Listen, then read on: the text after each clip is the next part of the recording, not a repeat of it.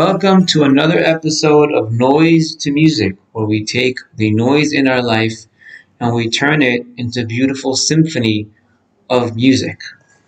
Today, we're going to be dealing with a Mishnah in Ethics of Our Fathers that states the following: Hakin'ah ha'ta'ava v'ha'kavod motzi'im et ha'adam min ha'olam.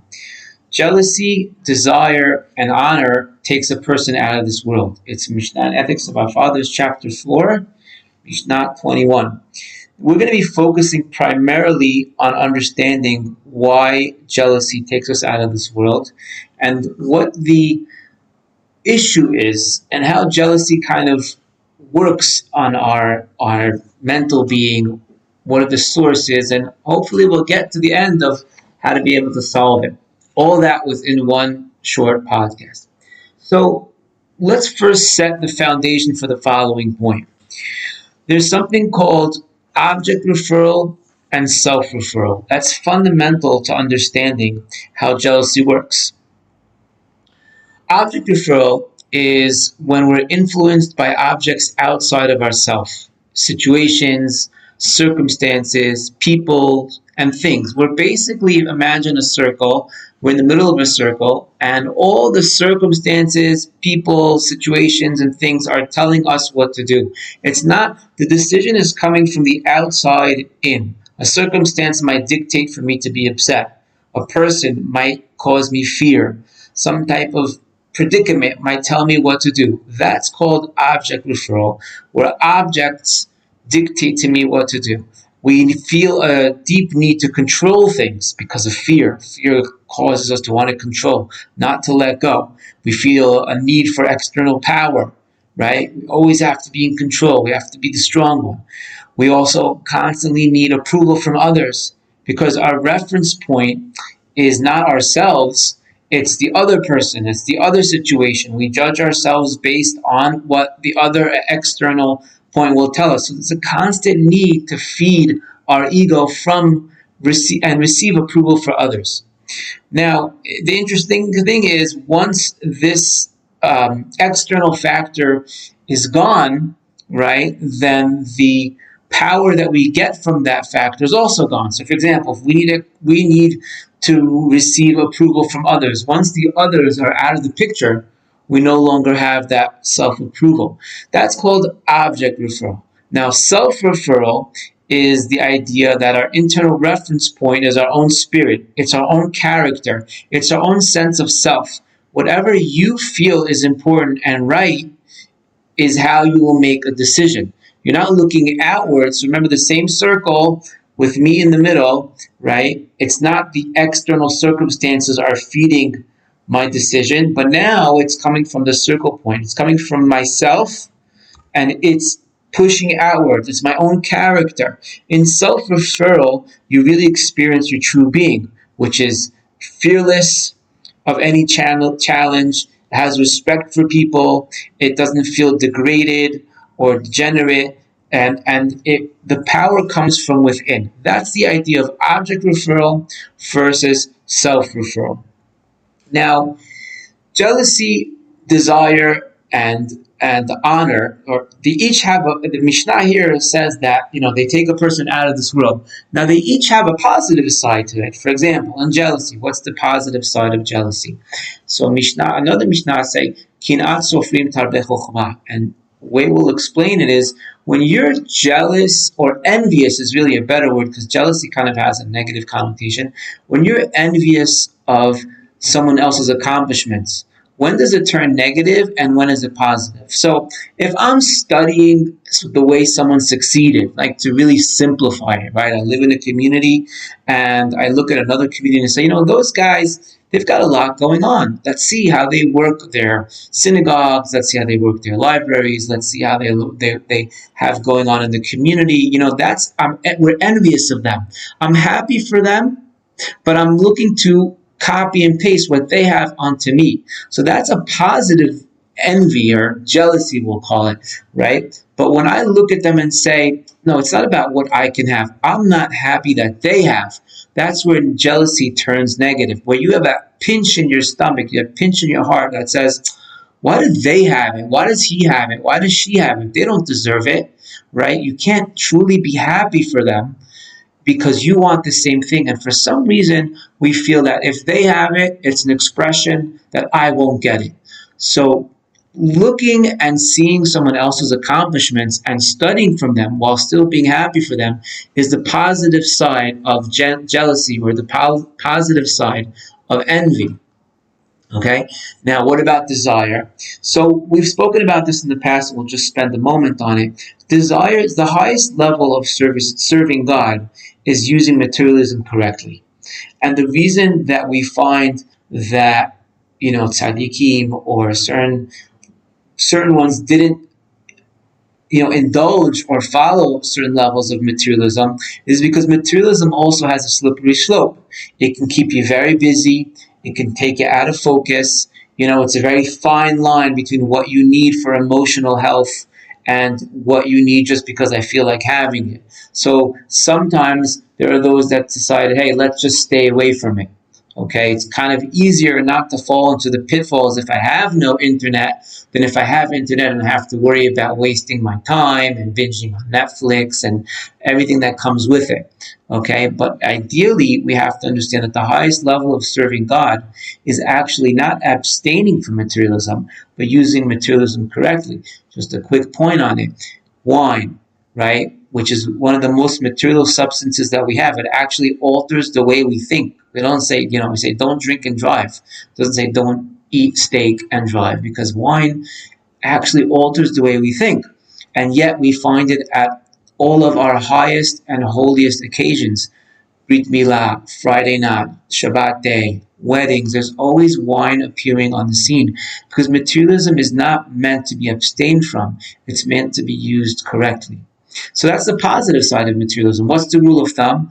Whenever I use materialism for my emotional health, that is called using materialism correctly. There's much more to elaborate, but within the structure of the podcast, we'll have to keep it at that. Honor, right? Honor can also be used and also needs to be used correctly. When is that? When I honor myself, before honoring your parents, before honoring others, and so on and so forth, right? V'ahavta l'reacha kamocha. You should love and respect others the way you respect yourself. So the starting point for respecting others is always what? Is respecting yourself. That's the positive place of it. What have we done? We've taken what the Mishnah said, jealousy, desire, and honor, and we've showed in a brief way the positive side of it. Jealousy or envy can be used positively. I'm happy for the other person, but I think that's something for me to strive for as well. Desire, materialistic desire, if we use it correctly for emotional health, it creates a healthy sense of self that includes going to the gym, that eating right, and so on and so forth. And honor. Honor is also something that could be used correctly. When is that? Starting with my own self-honor. But where does the negative side? And we're going to dwell on jealousy, because that's really the topic of today. Where does the negative side of jealousy come from, and how do we deal with it? So, as we kind of laid the foundation for jealousy and the idea of object referral versus self-referral, when my judgment is based on not things that surround me, external factors. And now external factors are important, obviously. Okay, we do receive support and healthy balance from them. But when my life is based not on what my beliefs are, but the pressures and fears that are surrounding me, that's called object referral. So what's the essence of it? Really, there's no me in the picture. There's no me making a decision. I'm kind of floating with the currents that are pushing me. Whoever's stronger will win. Whatever current, whatever object, whatever fear, whatever desire will pull the strongest, that's where I'm going to go. I could have a friend that's influencing me in a negative way, and I'll go along with it. Why? Because I don't have the strength of character to be able to stand up to it. That's called object referral. Self-referral means there's somebody home. You knock on the door, and there's somebody home to open the door. So jealousy, when do we turn jealous? We turn jealous when we don't use ourselves as a reference point. We use the others as a reference point. We don't have a healthy sense of self. When my decisions are made based on everything that surrounds me, I don't have this healthy sense of self. I'm not referring to my own character, my own desires, what's good for me. I'm just looking at what's going on outside. Then I turn jealous. Now, why does God have, quote unquote, a hard time giving us bracha, giving us success when we're a jealous person? Because God doesn't want to give you, let's just take a car, right? You take your neighbor bought a beautiful car, your neighbor bought a beautiful house, your neighbor's going on vacation, your neighbor's buying this type of clothes, and so on and so forth. God doesn't want to give you something because your neighbor has it. That's not how God makes it. He wants to give something to you because you feel it's what's right. When we create a sense of self-referral, there's somebody home for God to talk to, then the bracha can be channeled through us. But when there's no one home and we say, and we want, hey, God, we want you to give me this. You know why? Even though it might be right for you, but I want you to give it to me because He has it. Well, wait, who am I talking with here? God says, am I talking with you? Am I giving something because this is what's best for you? Or am I giving you something because the neighbor has it, because the friend has it, because that's the status that's dictated by Instagram? That whole entire world, we're kind of like, swamped with the need to take this selfie, this picture. Look where I am. I have students that I'm privy to the internals of their personal life, and what they post on the gram and on TikTok, and what's actually going on is two different worlds. They're kind of trying to create this fake image. Why? Because it's all about object referral, what everyone thinks of me. It's not really that much about what's going on in my own personal life. And that's why we have a hard time receiving bracha from Hashem, because Hashem's not dealing with us. He's dealing with all the externals that are going on. So what's the solution to this? When we talk about jealousy, we've kind of identified it and what the issue might be with it. What's the solution to it? So there's another Mishnah, right? Who is one that is wealthy? Someone that's happy with their lot. If we feel that we're overcome by jealousy, if we feel that we're making decisions not based on what's best for me, and I'm not using myself as a reference point, but I'm looking towards others, okay, and I've had students that they were just kind of born with this tendency, right? So how do you deal with that? The answer is in the Mishnah that we just mentioned. Who is wealthy? One that is happy with their lot. It's all about being present. Take a pause. Take a deep breath.